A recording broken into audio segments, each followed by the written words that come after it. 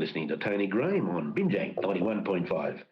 And today I've got Matthew Dickerson, the Mayor of Dubbo Regional Council, in an interview in Studio 2. Hello, Matthew. Good morning, Tony. Great to be chatting to you. Yes, it's fantastic. It's always great to be having the Mayor of our region on the line, particularly because last night you had a council meeting and there's some interesting things that have come about because of that. But let's start with something a little bit different today, and that is the demerger of the Kuta and Gundagai councils. And there's been a lot of bun fights down there. Yeah, that's right. And this is something that's quite interesting, I think, Tony. We saw a lot of action over the last few years from different groups trying to demerge in terms of the amalgamations, the 20 amalgamations that occurred back in 2016.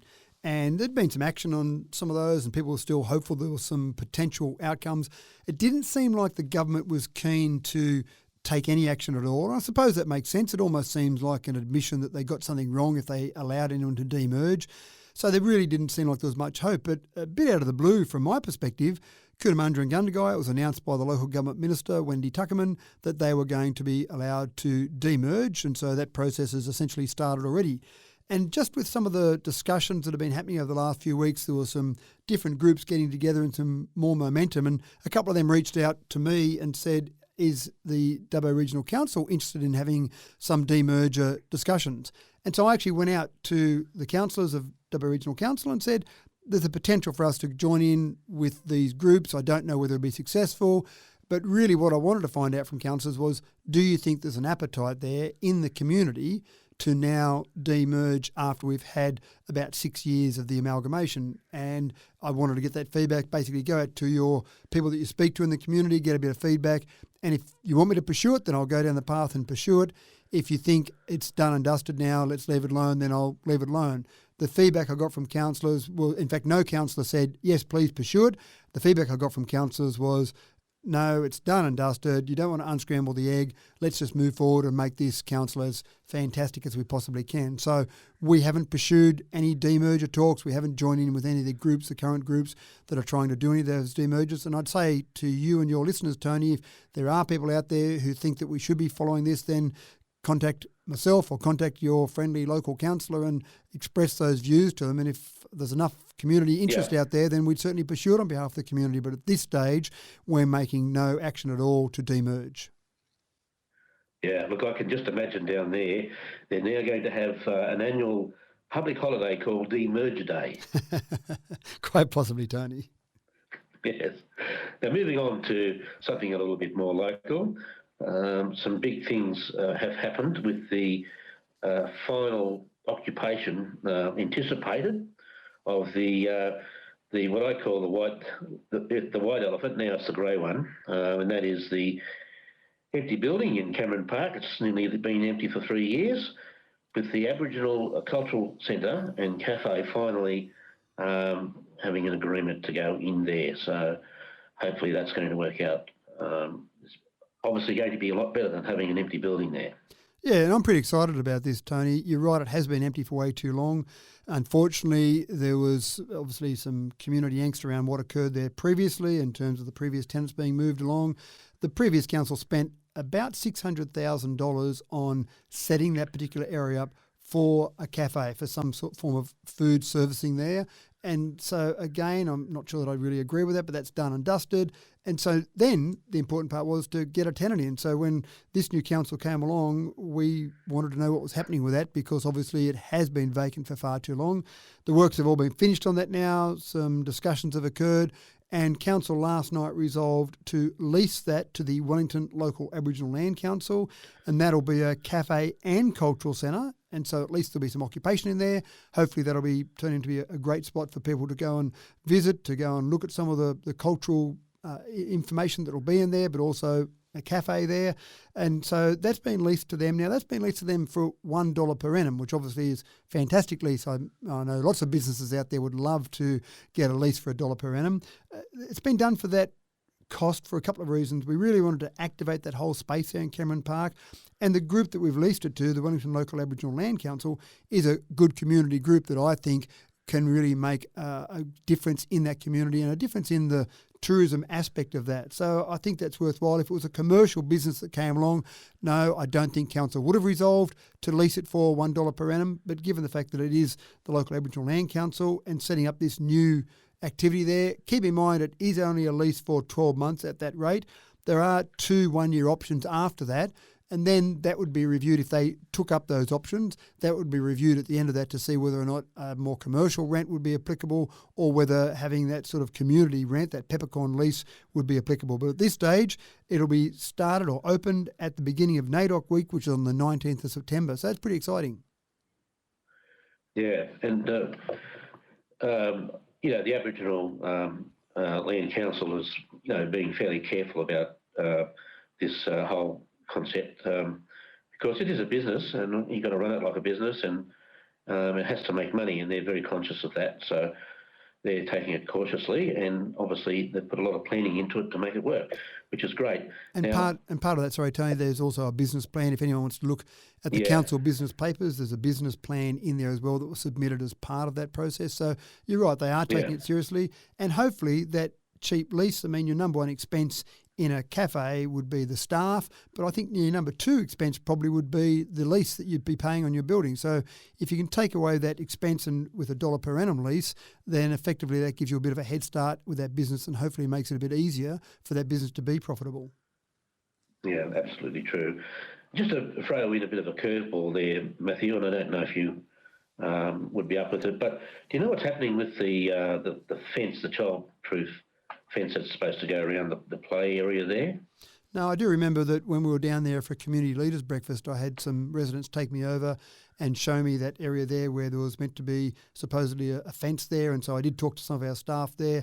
Again, I can't give you any results of those discussions. It was at least highlighted initially to the staff involved there, and I'll have to chase that up for you, Tony. But certainly it was good to be down there at that community leaders breakfast and have residents be able to point out those sort of things to me. Yeah, okay. Now, during the week, I think it was, or was it last week, you had a meeting with the residents around Gollan Road, and of course the roads are a big issue for this council, very difficult issue actually because of the way state funding works and or doesn't work, shall I say. Just wondering if you managed to find a parking space in a great big hole along the road there for your car.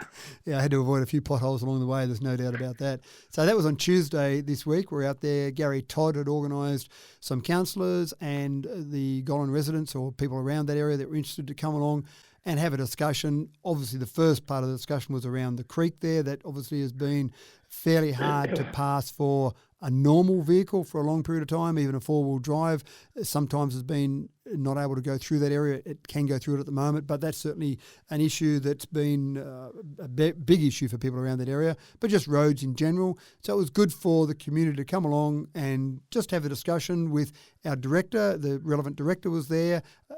We had our CEO there, and then we had several councillors there, had myself there, had the Deputy Mayor, Richard Ivey, Jess Goff came along as well. So it was good to see, just basically be able to hear from residents and hear their concerns. And the concerns are something that's not just a concern we're hearing from that area. It's a concern that we hear commonly at the moment across the whole LGA, and that is our roads simply are not in a good enough condition. And we hear that, we know that, we understand that.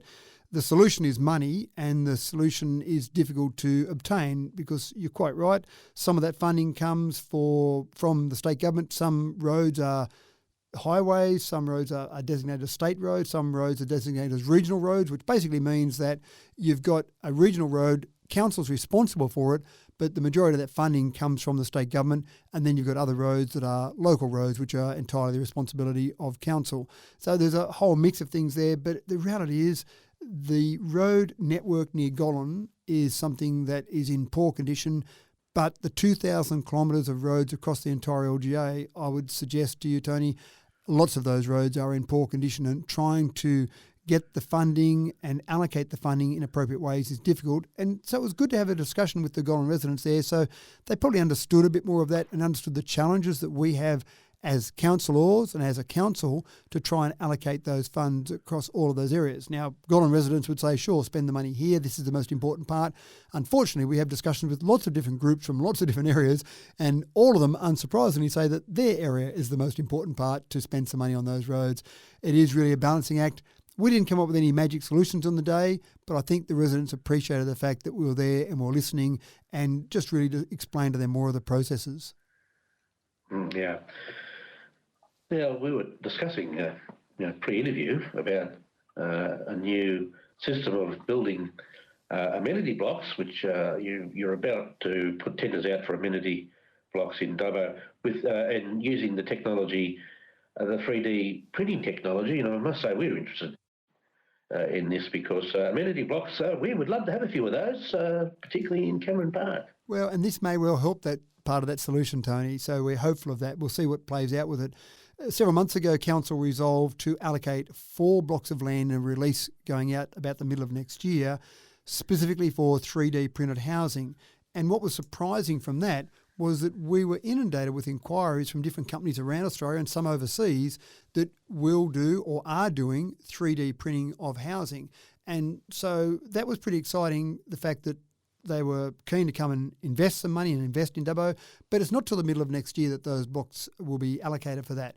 In the meantime, as we had those discussions, we actually thought, well, maybe there's a way that we can take advantage of this emerging technology in the shorter term. And so what we resolved last night was that we are replacing an amenity block in Lions Park in West Dubbo. And we would normally go to tender and we'd get someone to put tenders in and pick the best tender from all of those and then build a new amenity block. But what we resolved last night was that we would actually go out for, in that tender process, for a company that can 3D print that amenity block. And there's a few reasons we did that. Firstly, we think there may be potential to be able to build a fairly simple structure in an amenity block, cheaper using 3D printing and faster using 3D printing. But it also gives the ability for a company, whoever wins that tender, to demonstrate the technology, again in a fairly simple structure like an amenity block, before someone or some multiple companies might start 3D printing houses. And I think that's a good demonstration of that technology. Now, if it turns out the way we hope it will, where amenity block could be 3D printed cheaper and faster than a traditional method of building, that it might mean that we could replace or upgrade or add more amenity blocks with an existing budget of funds that we might have, because it is cheaper to do and obviously be able to be done faster. The test of that will be when we put out the tenders and we go out through that process to see what we actually get back in that tender process. Okay. Well, Matthew, that's great. We've had a pretty good discussion here this morning, and I can see that your new dentures seem to be working pretty well. They must be a great fit, so you must be very pleased about that. The new dentures I had fitted after the rough roads I had to drive on, you mean? No, the ones that are after the teeth fell out from the lack of fluoride in the water. Oh, right, those ones. Sorry. Those ones. Well, it must have been good dentures because they didn't rattle out on the Goulburn Road by the sound of it. That's right. Anyway, just another one of your headaches to have to interface with, I guess. Yes, indeed. Matthew, thanks very much for your time this morning. My pleasure, Tony. Always good to chat to you and have your listeners interested in what's happening on council. Absolutely. You're listening to Binjang 91.5, and we've been listening to Mayor of Dubbo Regional Council, Matthew Dickerson.